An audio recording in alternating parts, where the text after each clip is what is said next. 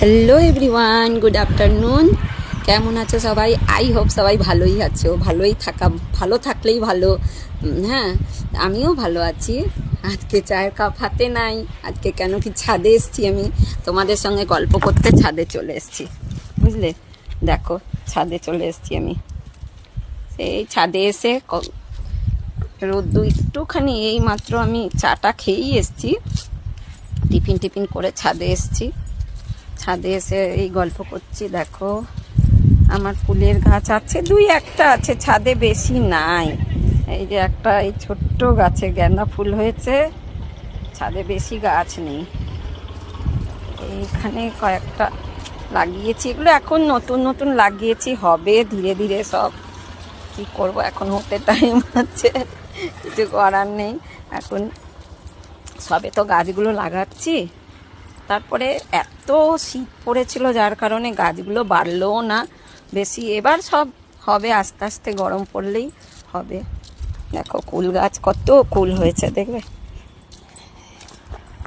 দাঁড়াও, কুল হয়েছে দেখো, ওই দেখো কুল, কত কুল হয়েছে, দেখতে পাচ্ছ? কুল হয়েছে, ভর্তি করে কুল হয়েছে। সরস্বতী পুজোর সময় হয়তো পাকবে। সরস্বতী পুজো তো আর বেশি দিন নেই, কবে পাকবে কে জানে। কিন্তু প্রচুর ফুল হয়েছে গাছ ভরে। বাবা, জলের মধ্যে একটা দেখি, পুকুরের মধ্যে একটা বড় লতা যাচ্ছে। তারপরে দেখো হাঁসগুলো সাঁতার কাটছে।